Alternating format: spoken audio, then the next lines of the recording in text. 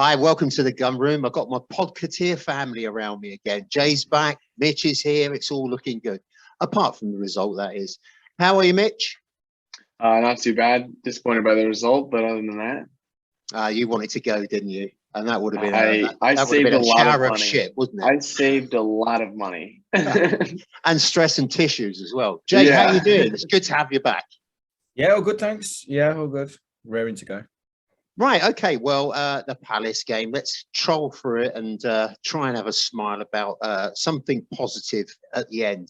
It was fairly clear to me from the first whistle what type of game we were going to get. And me and Mitch said last time round that we thought it was going to be a bit of an edgy, bit of a cagey game. Mitch, what was your scoreline, your prediction? I think I said 2-1 to Arsenal. I think I said 2-1 to Arsenal. Yeah. I believe. Yeah, sucky suck.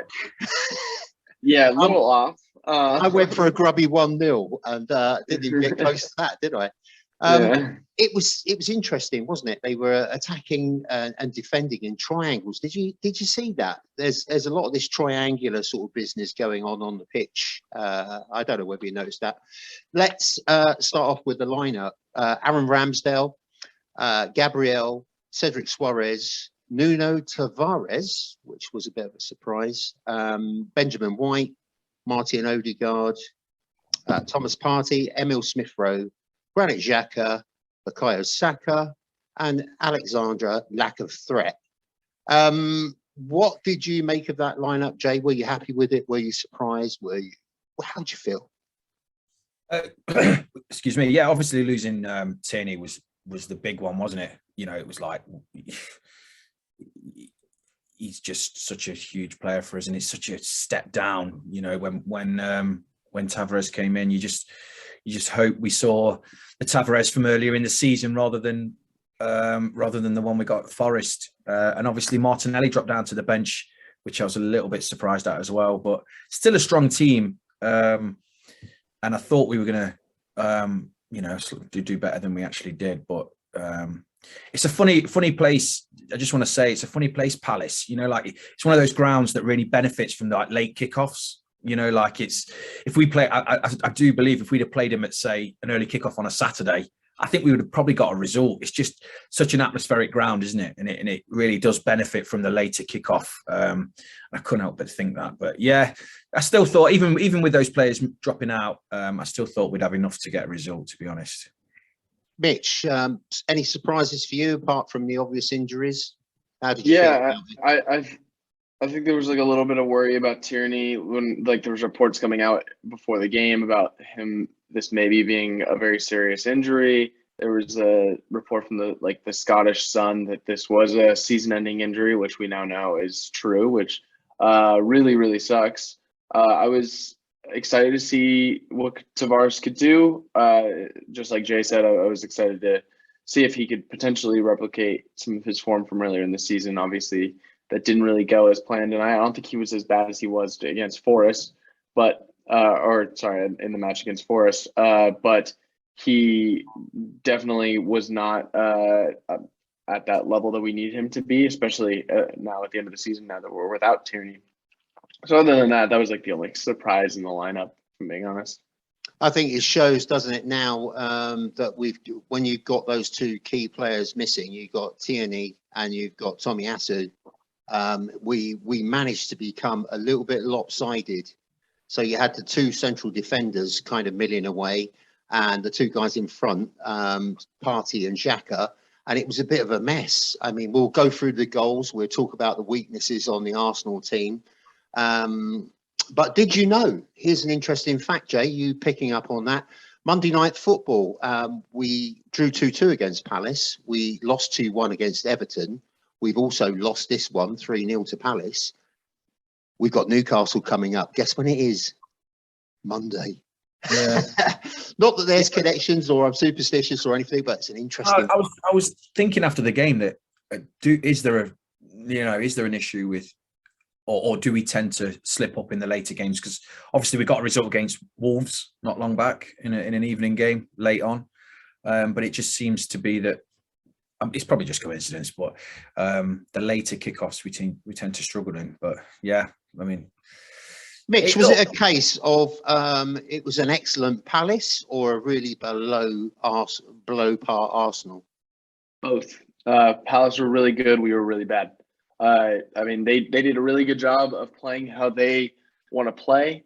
I think we talked a little bit in the pod last week about how they are really, really effective at pressing higher up the pitch. That's been something we've kind of struggled with, especially in away matches. I don't think it was necessarily our downfall in the match, but like it definitely didn't help because we had trouble keeping possession. We had a lot of like misplaced balls. Like Thomas Partey did not play well.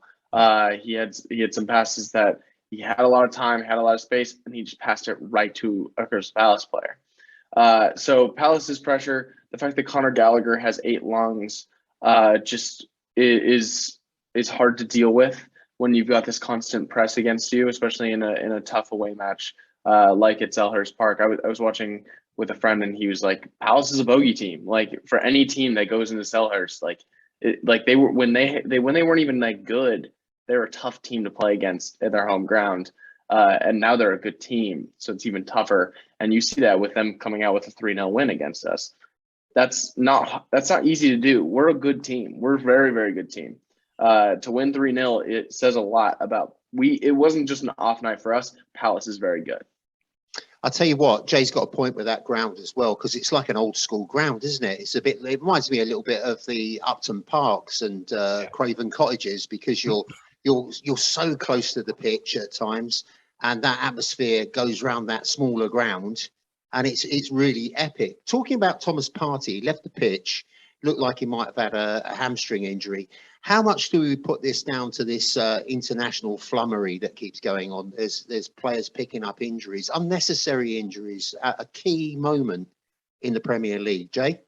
I mean, first and foremost, he had an absolute shocker, didn't he? Like it was like really bad.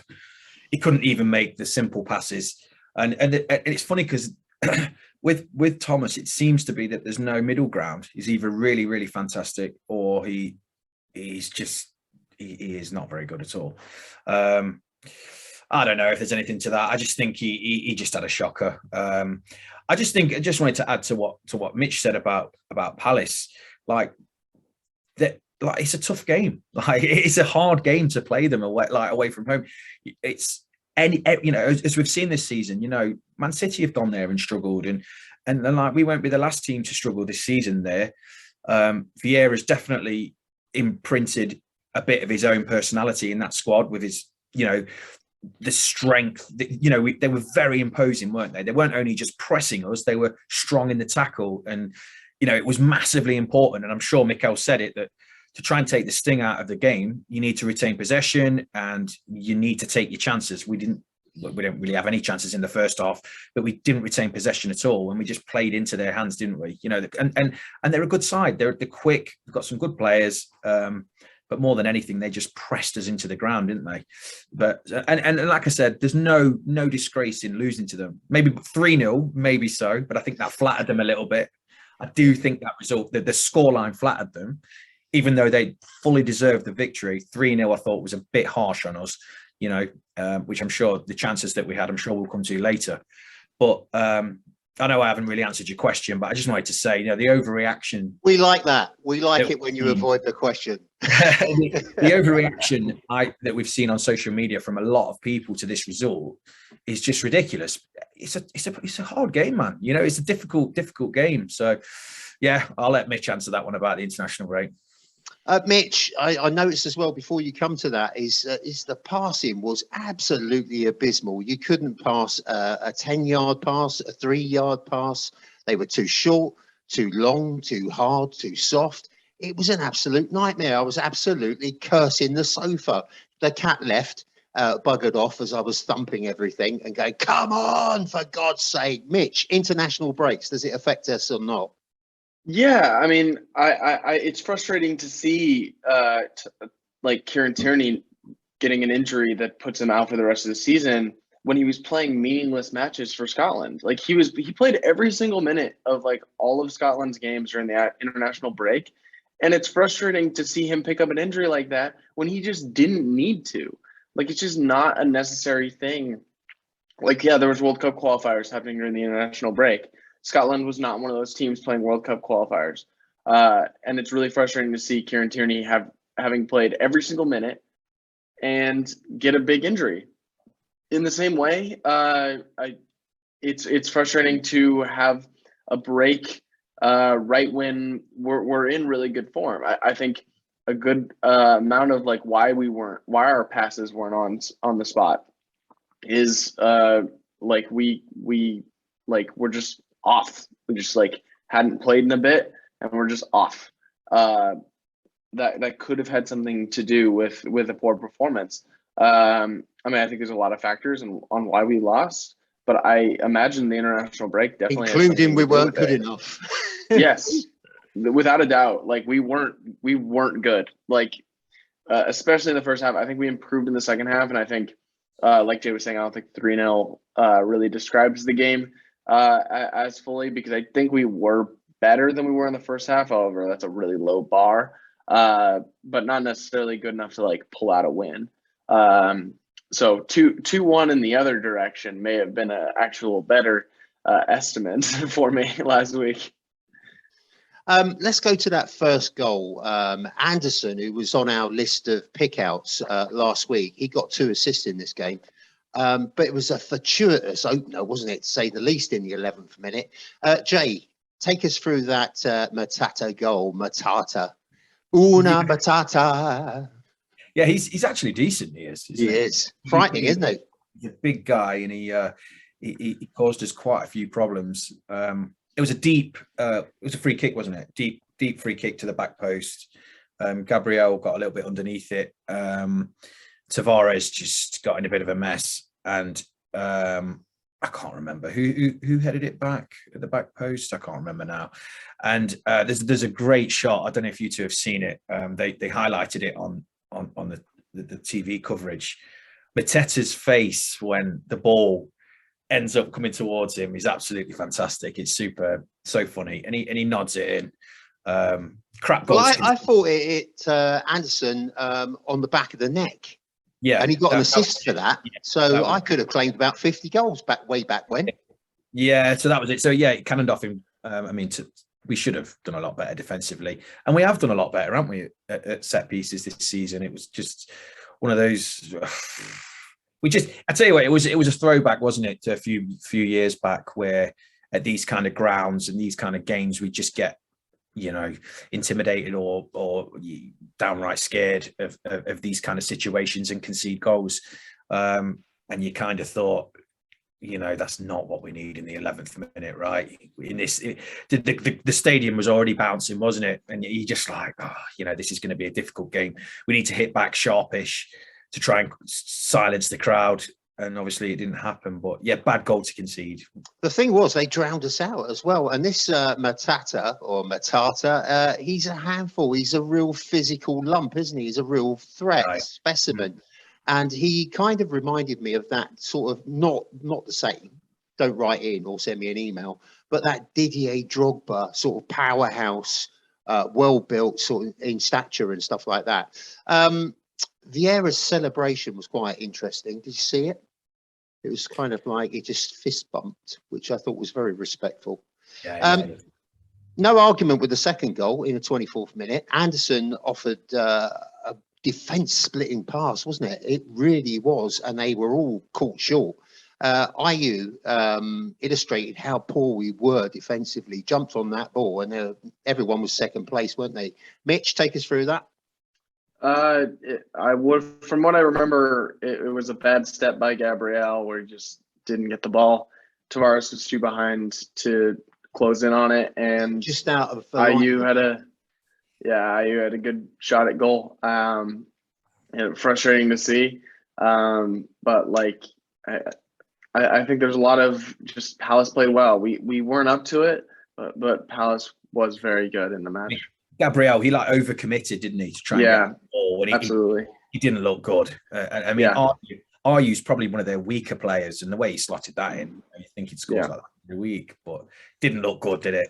Defensively, Well, it's a shame, as you say, social media have gone absolutely bonkers, and it's kind of Gabriel is starting to get it in the neck now. And I saw a transfer rumour saying that he might be moved on. Arteta might move him on, which I think is crazy. He's been an absolute beast for us this season. What's going on with that, Mitch? Comment? I think I've like hearing you guys talking about social media being like mad about this game. I think that means that I've just like Gardner's a very good following list, because I haven't seen like any of that. I've seen like a lot of I think I'm following a lot of like-minded Arsenal fans, where most people I'm following are very level-headed about the match, where it's like, yeah, we were bad. Yeah. Wasn't a good performance, but we were also like bound to drop points at some point. This is not the end of the world. We still have a game in hand over Spurs. We're still tied with them on points. We're going to be okay. We still have a very good chance to top 4. It's not going to be easy, but we still have a very good chance at it.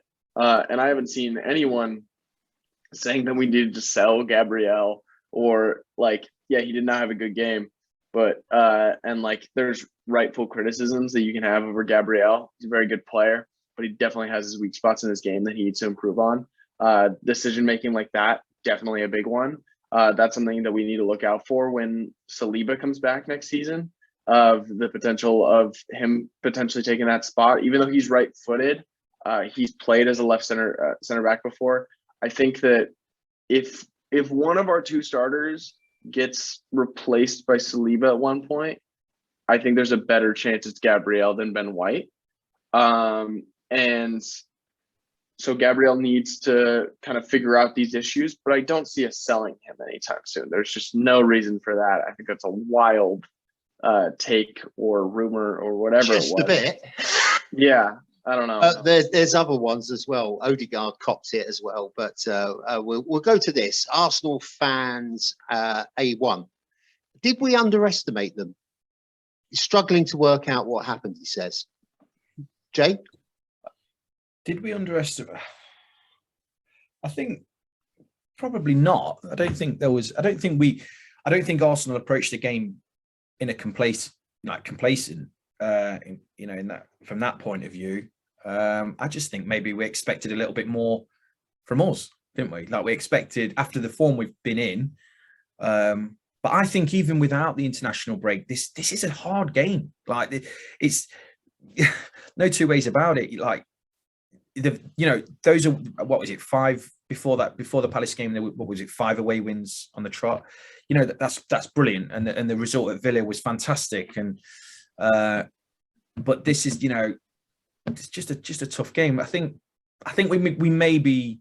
I think the surprise was more in how badly we played and how we kind of just keeled over and rolled over and died, apart from a sort of a 15-20 minute period in the second half where maybe we should have scored one or two of those chances. We just got dominated, and it's just, for me, it's just one of those games that, look, I don't think we approached the game with any complacency, and we didn't underestimate Palace. I think everybody knew it was going to be a hard game. For me, it's one of those fixtures every season, even when Hodgson was in charge or whatever. Palace away is a hard game, and I think any right-minded Arsenal supporter knew it was going to be tough. But no, I don't think we underestimated him. We just didn't turn up.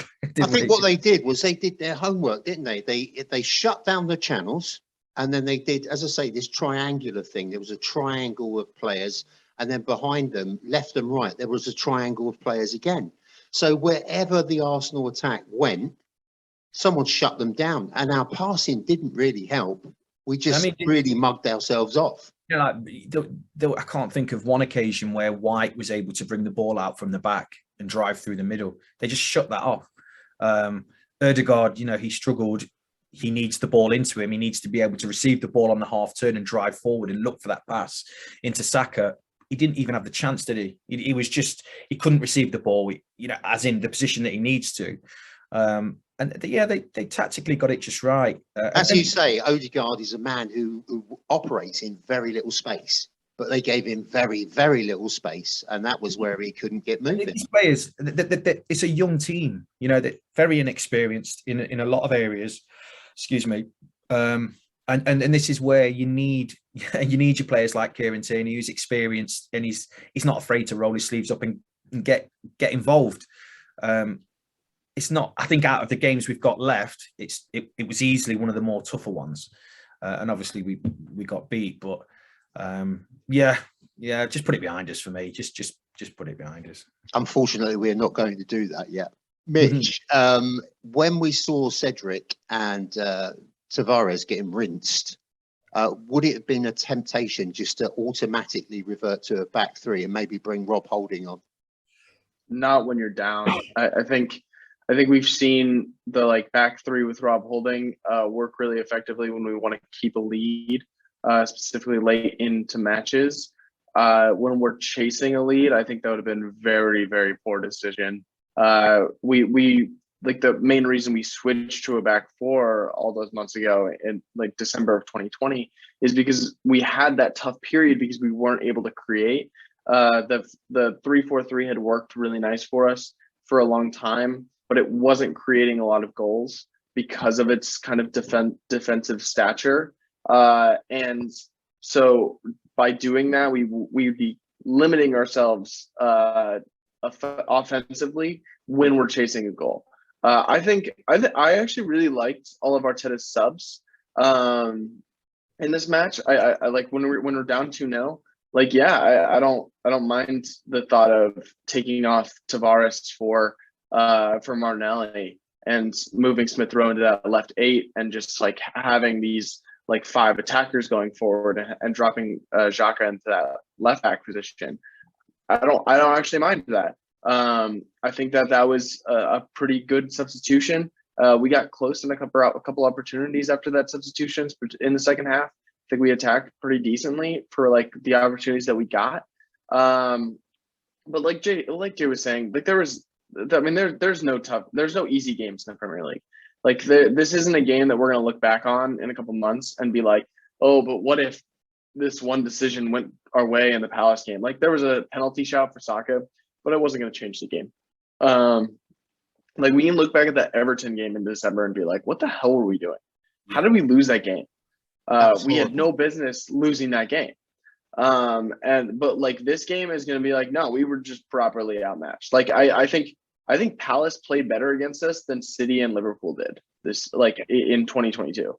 That says something about how good they were on Monday. I think the Odegaard thing's a big thing. The last 2 games he's been a little bit quiet, and I think teams are trying to figure out how they can cut off those passing lanes to him, get him off the ball more, and kind of force the ball out wider to Cedric. If you're a defending team, you'd much rather Cedric has the ball than Martin Odegaard. You'd much rather that outlet for Saka be Cedric than Odegaard.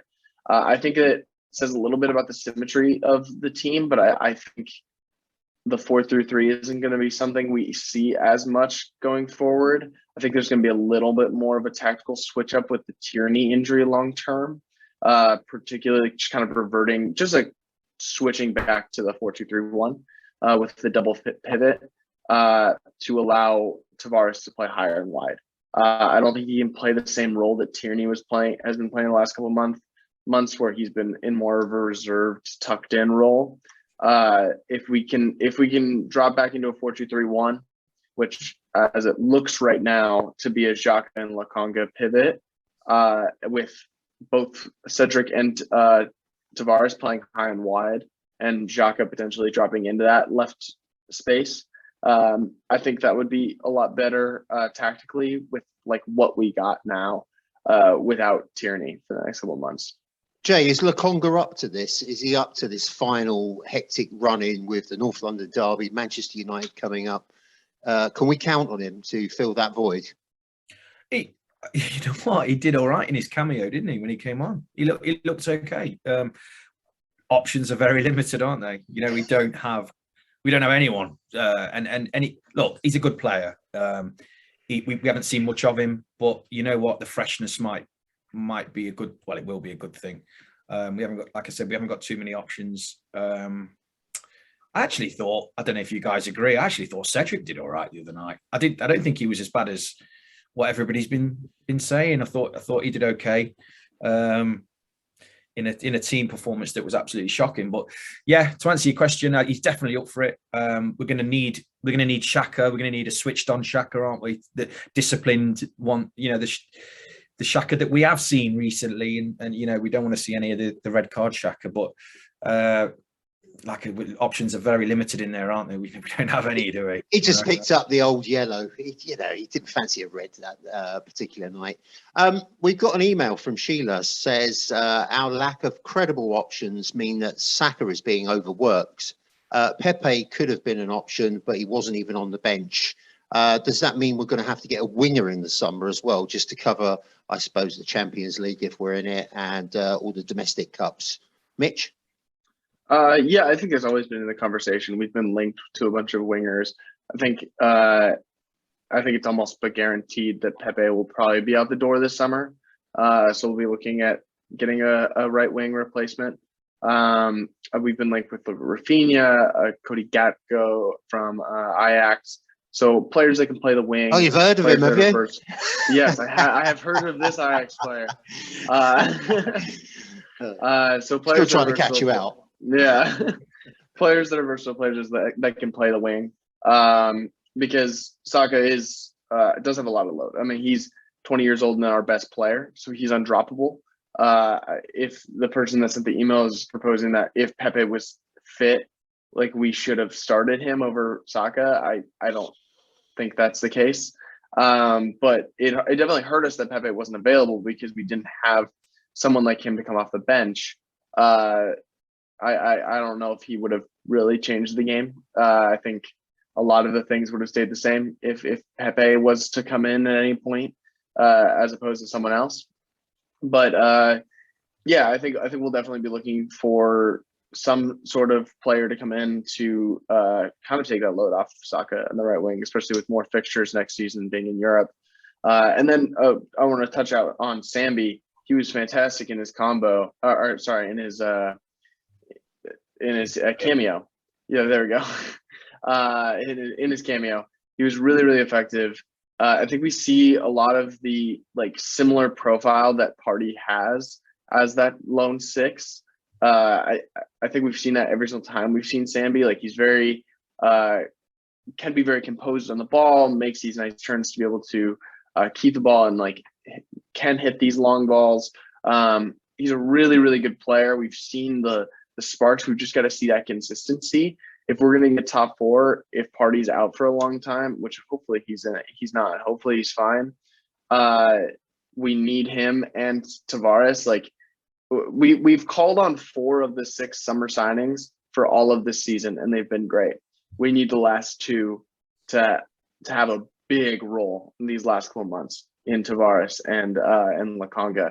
So if we get top 4, I think a lot will have to do with those 2 playing well.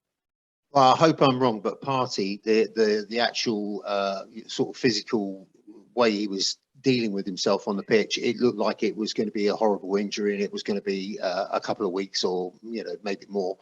I think it was hamstring or something. He was holding that old leg, wasn't he? Right, hands up. Who thought it was a Saka penalty? Yeah, I suppose. Yeah, no doubt at all. It didn't even go to VAR, did it? Well, it's Arsenal, isn't it?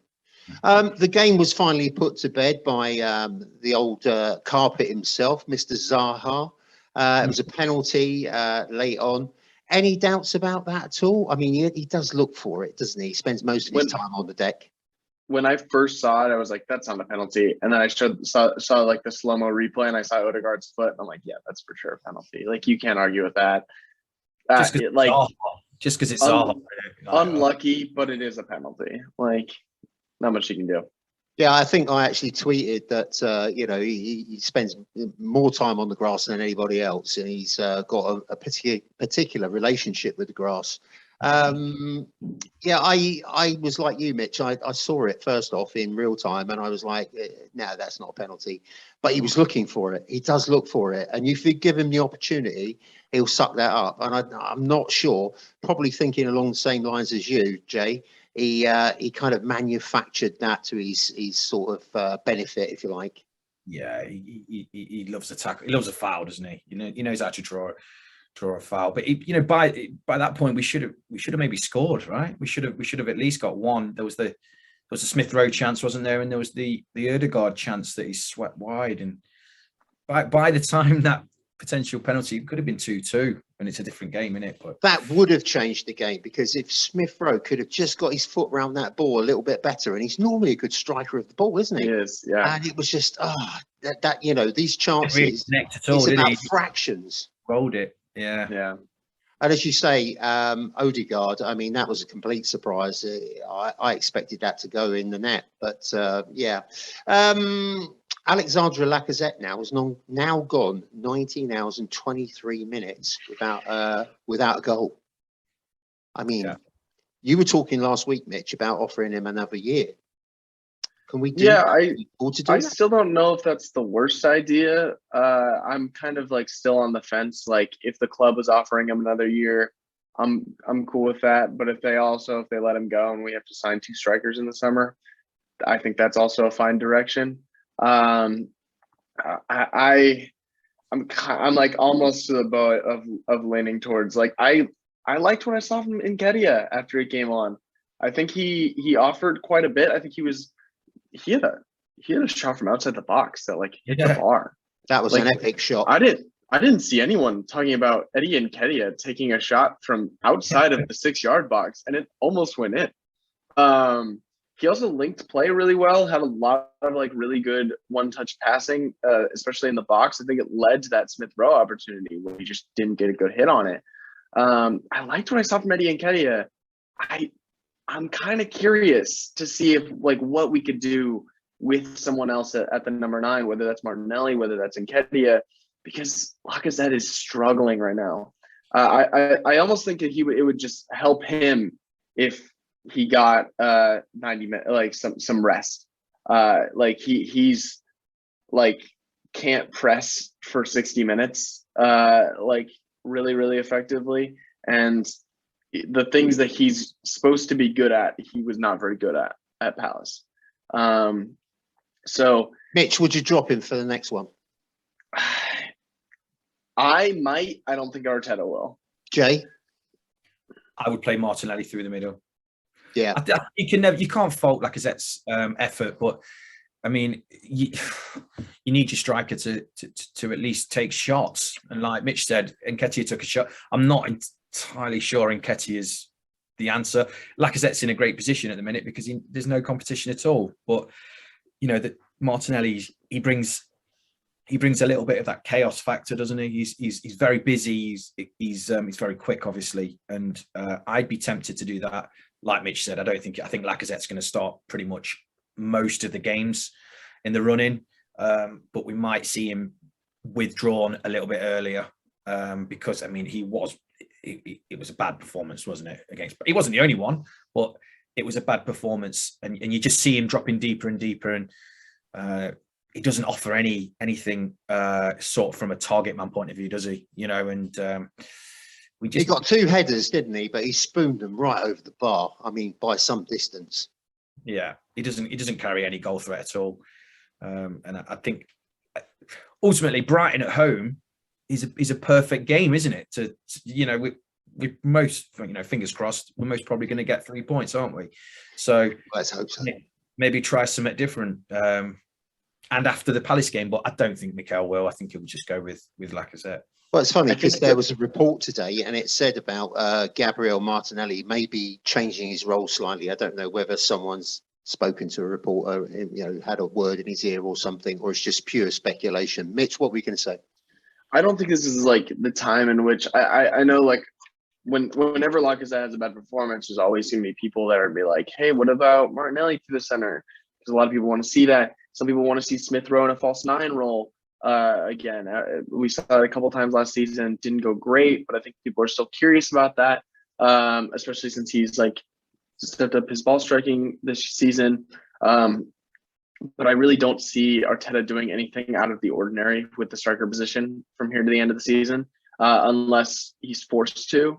If Lacazette is not the striker in the next 9 games, I think it's going to be Nketiah. I don't think it's going to be Smith Rowe. I don't think it's going to be Martinelli.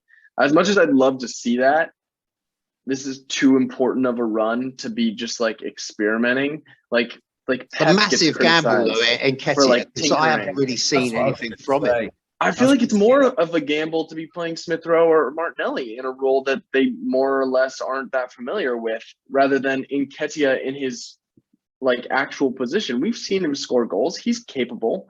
I just think they've both shown that they carry a goal threat, and yeah, neither Nketiah or Lacazette really have they? And I think you can understand. I'm with you. I don't think Mikel will do that.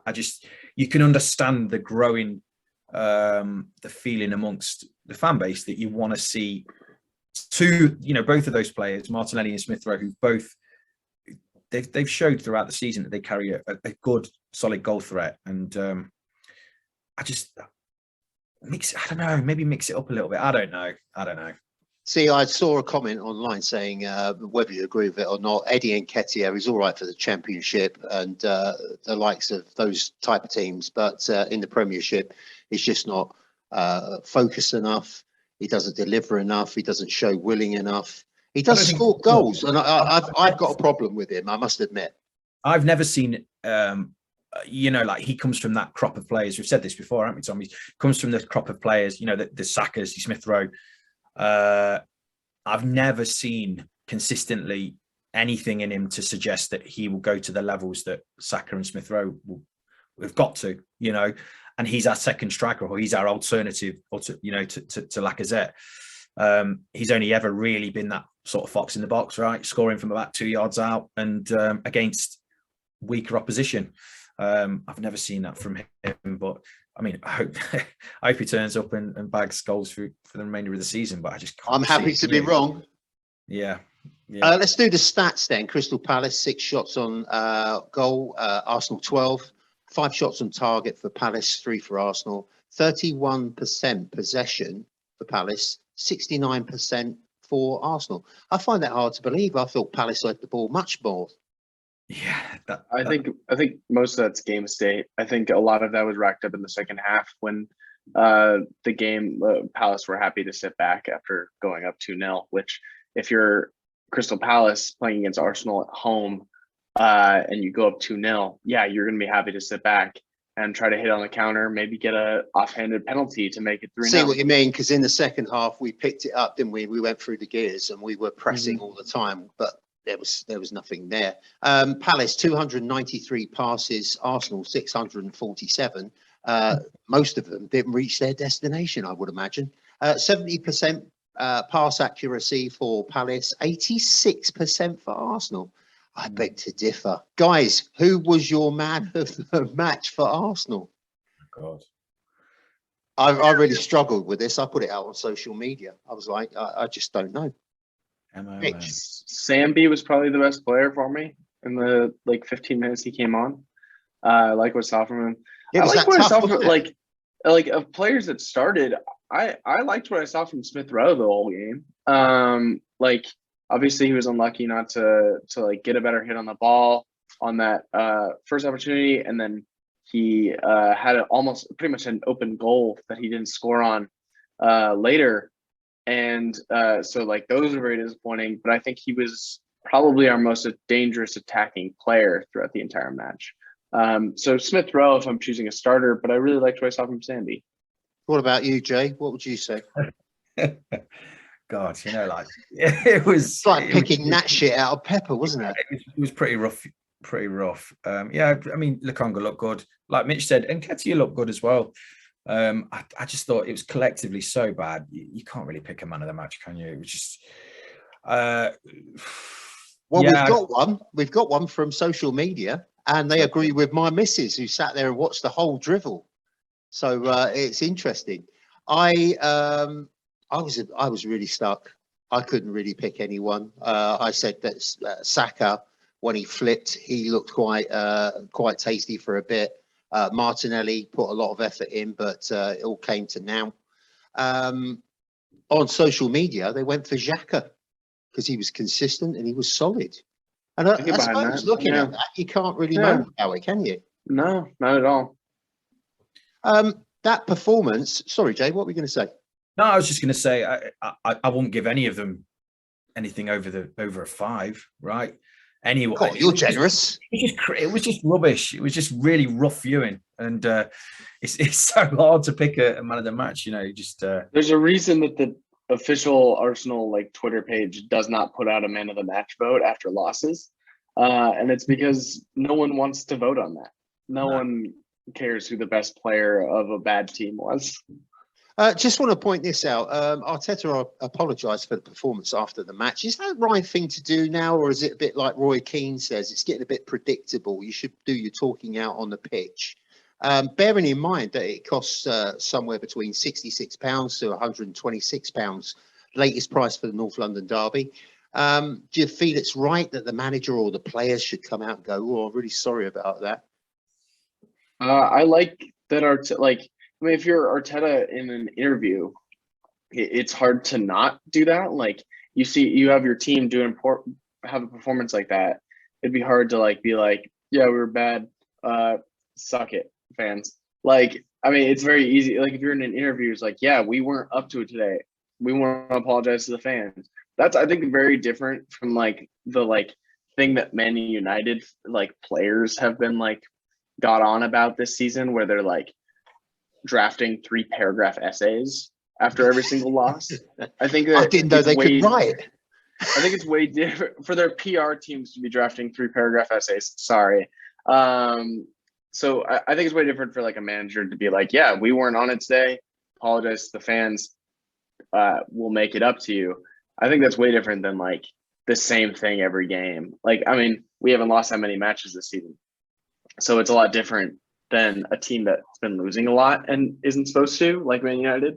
So we're in a much different spot. But like, I loved what Arteta said after the match. Like I watched his interview and I really, really liked what he had to say. I saw Jay revving up there. What were you going to say, Jay? I just think Mikel's like, he's an emotional guy, isn't he? You know, he's I think like he means it when he apologizes. I don't think there's anything wrong with it. He appreciates the fans, and he's, you know, from the very start, he's always spoke about getting the fans on board, and he could feel how detached the fans were from the club when he took over as manager. And like, I think it's okay. You know, there's nothing wrong with it. I mean, did you say Roy Keane said? Yeah, he doesn't like anything, does he? Yeah, but he came from, Alex Ferguson never said sorry, did he? After Man United lost, different types of manager and different eras. Yeah, I think it's all right. I think that it's just Mikel. He's an emotional guy, isn't he? And I think when we don't play well, you know, he takes it personally, doesn't he? Because you're not telling, you know, we all know he didn't set the team out to play like that. You know, I can imagine that he's fuming, but his face said everything. Every close up, it was you could almost see him kind of get aggravated when the camera went on him. It's like back off, whatever back off in Spanish is. I'll get Dave to look it up. You weren't here last week, Jay, so I'm going to quickly ask you: have you bought your latest Stella McCartney kit? Oh God, no. I'm steering clear of that. I am a sucker for the retro stuff. Don't get me wrong; I've got quite a lot of it, but yeah, no, same. I won't be rushing out to buy that. Oh, it's awful. Anyway, let's do the transfer rumours in 6 words or less. Glesson Bremer of Torino has been targeted. Anyone know him? Mitch? Call you out again, Mitch. Yeah, no, I'm not going to let you fool me with a fake player. He's not real. No, he's real. He's real. Serious. He's been targeted, with Arsenal leading a host of European clubs. They're interested in his signature. He's a composed, positionally supreme centre-back with a superb aerial ability. It's easy to assume that this 25-year-old is a leader that Arteta would favour next to Ben White. That's what it says. He's real. Okay. I haven't seen that. What about Dybala? Oh, no. Juventus.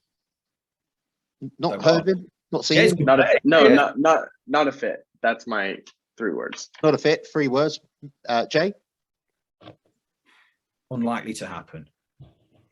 Yeah, mine was like, I'm not bothered. He doesn't really stand out for me. Or quite high.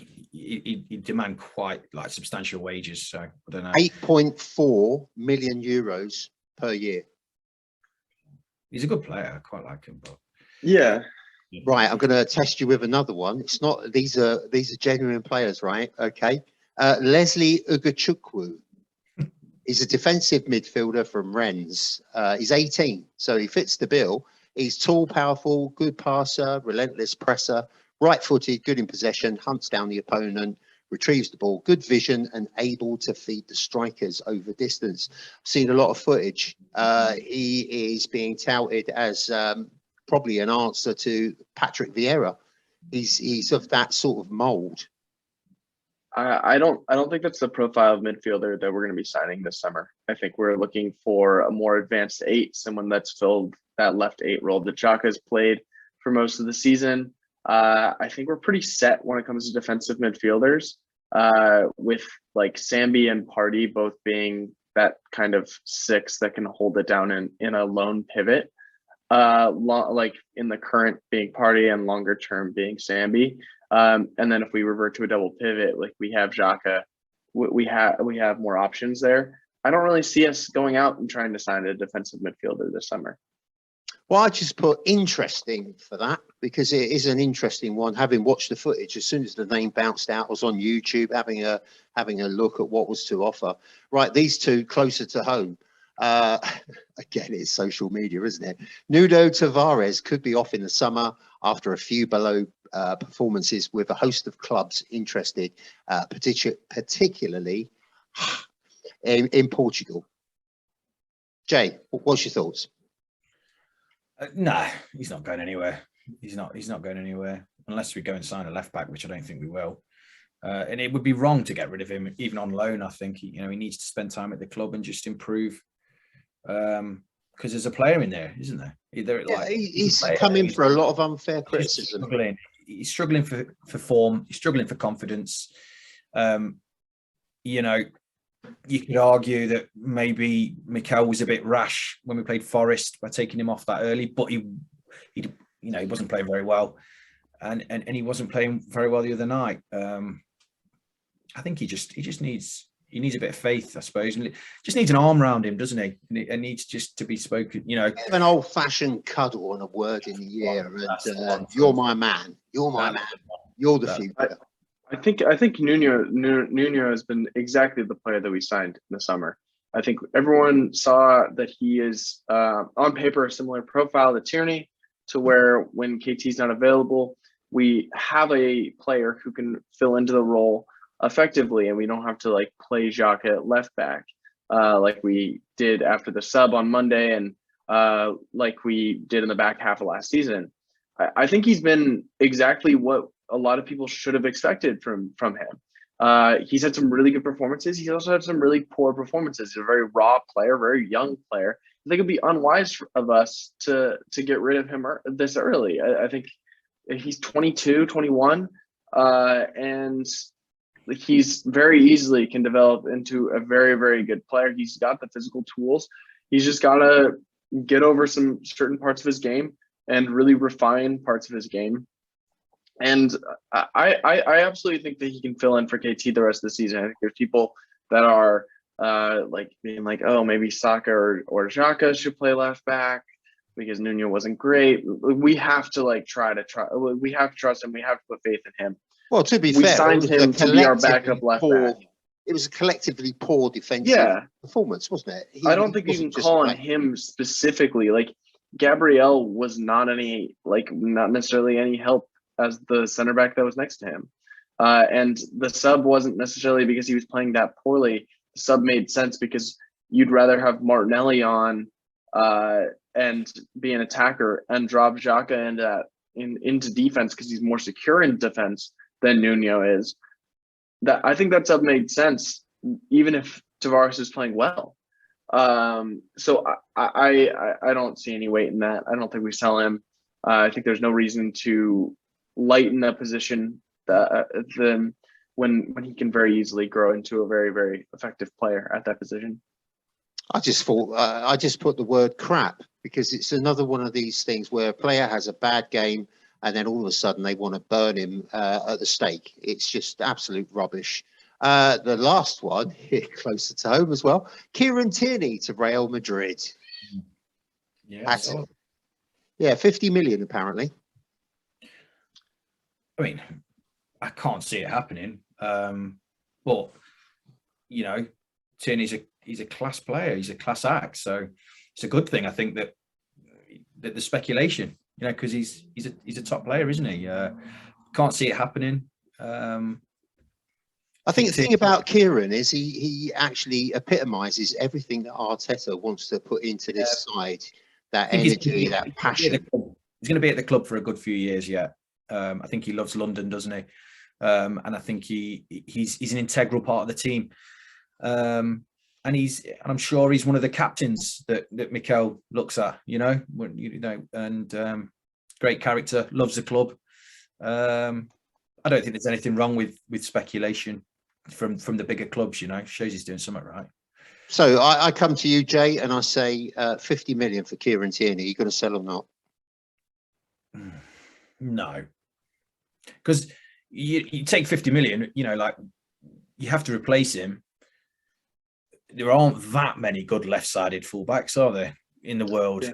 And you're gonna have to spend pretty much all of that to get a player that has to bed into the team. It'd have to be more than that, substantially more. The only thing with Tierney that worries everybody is the injury record, isn't it? It's just he's made of glass, isn't he?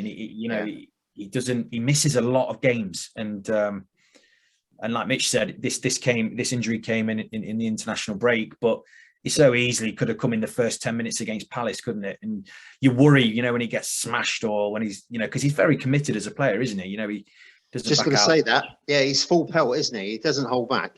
No, it's not in his arsenal, is it? So, just think maybe if he could just work with Tavares on Tavares's sort of defensive side, make him a little bit more slightly more rigid. Tavares, not because Tavares is always looking to go forward, isn't he? He's always looking to join the attack, and he looks. I think he's not as bad as everybody makes out, Tavares. I think if he was just a little bit more defensively minded, and of course that does he does need the left-sided centre back to help him with that. But maybe whilst Tierney's out, he can work with Tavares from a defensive point of view. You never know. But, yeah. There was a suggestion, Mitch, that Tomiyasu, if he comes back, could switch into Tierney's role. Ben White could go out to the right, and Rob Holding could come into the middle. What do you think about that? Yeah, I've seen that proposed, that Tomiyasu, when he's healthy, could play left back. He's a very two-footed player. And then we keep Cedric at right back even. It would kind of keep the symmetry that we have been doing for the last couple of months. I don't see that happening. I think Tomiyasu comes back, we put him at right back. I think that opens things up for Tavares on the other side a little bit more. When Tomiyasu comes back, I think we have a little bit more tactical flexibility when that happens, where we can potentially kind of just invert the 4-3-3 that we've played into having the left back be the more advanced player rather than what Cedric's been as the right back, because that's why Tierney's played in that less advanced role the last couple of months. So I don't know. It'll give us more tactical flexibility when Tomiyasu comes back, but I really just don't think Arteta does anything wild the last 9 games unless he's forced to.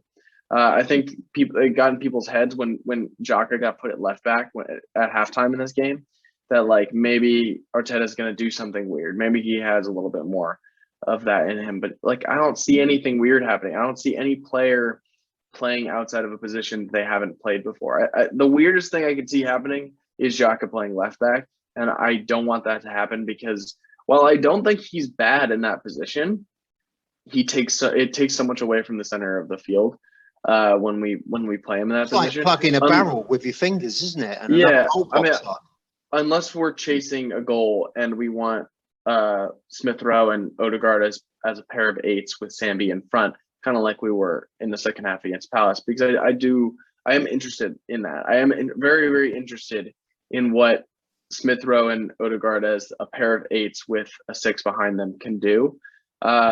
I just don't really see like any major tactical switches happening.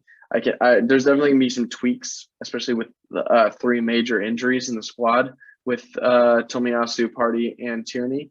but I don't see any major changes. Right, I've just got to do a couple of things before we go. I've got to say hi to Melanie K, because I said I would do. If you want to write in or send a question or just say hi, it's an Arsenal thing 4@gmail.com. Jay, had one from Linda for you. Linda wants to know what those 3 pictures are next to your Arsenal crest. Linda, what are you doing? Are you going to try and rob his house or something? What's going on there? She thinks they're Arsenal pictures. So that one there, yeah, that is me and Tony Adams. Shut up. That one there is me and Ian Wright. Are you just making this up? And that one there is me, Ray Parler, Paul Merson, Charlie. That's it. Yeah, yeah. Perry Groves. We've got to have a look at that Tony Adams one. Come on, mate. All right, we've got to have a look at that. Hold on. This is where we really push the boat out and we get Jay to show us his wares. Look at that. He's walking around as well. Oh, my giddy aunt. So these pictures I didn't choose. I chose 2 Arsenal ones, but one of my friends, the lad that I went with, got absolutely ruined, like absolutely proper drunk. And he like passed out at the table. It was quite embarrassing. So we had to leave just before the end. So I had to go and grab my photo with 2 England pictures, which I was a bit disappointed. But yeah, that's me and Tony Adams. That's fantastic. Linda, I hope you're all satisfied with that. Nosy person, honestly. Right, let's get back on track. I was going to say, did you see that Aaron Ramsey scored again and Doc Cotton died? June Brown. Unbelievable. Have you heard this, Mitch? Every time Ramsey scores, someone I saw him trending the day after about that. I didn't realize that was a thing. Yeah. But it's very funny how that keeps happening. There's a similar thing in baseball. There's a player named Nick Castellanos who has become like notorious because there was a announcer that was like apologizing for like saying a gay slur in a broadcast, and as he was reporting, he's like, I don't know if I'll ever put this headset again, as Castellanos hits a deep fly ball into left field, and that's going to be a 3-1 ball game. And it's like every single time Nick Castellanos hits a home run, something bad happens. And there's been multiple times in which announcers have been like apologizing for something on air as Castellanos has hit a home run. So I think it's kind of similar to that.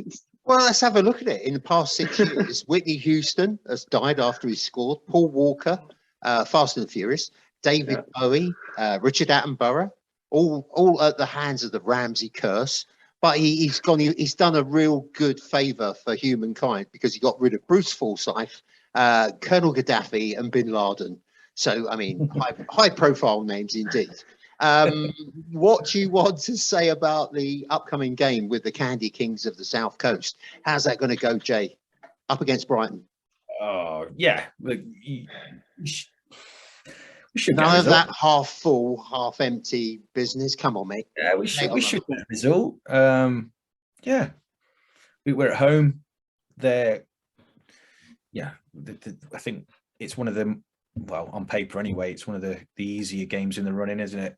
So I'm going to go. So I'm going to pick a score. I'm going to go 3-0 home win. Mitch. Yeah.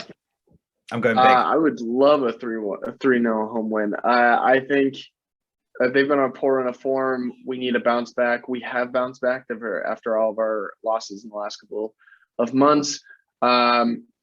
I wouldn't be surprised if we saw a big win for Arsenal. I think we've got something to prove. We're seeing reports from like big media outlets of like, oh, are Arsenal done? And it's like, we lost. This is our second loss, like our third loss in this calendar year. Like we're still tied with Spurs. It's still have a game in hand. We're not finished yet. No. And I think the team has a little bit of a chip on their shoulder, and they're going to want to bounce back. Hopefully, it's a big win at the Emirates. I will go for 2-0. I'll slip my neck out and say 2-0. Isn't it funny when you listen to the Sky commentary? They can't wait for Arsenal to, that first goal went in, and it was like, oh, I bet Tottenham are loving this now type of thing. And it was like, oh, they're really under the cosh. Are they going to make their way? They can't wait. and it just backs up what we always say about the media bias.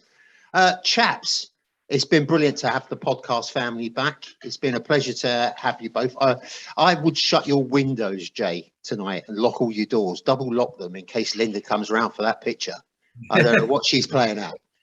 If she, I've got nothing interesting up on my wall, and yours is even less interesting, Mitch.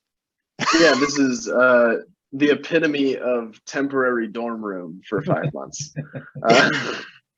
You know, when they do that blank canvas thing and they say, oh, minimalism is the thing, I think you're taking it a bit far. Yeah, nothing. Yeah, we'll have to rely on you, Jay, just to put all the paraphernalia on the line. Jay, Mitch, thanks ever so much. I'll see you on the next one, and let's hope we get a good result. See you later, guys. For sure. See you later.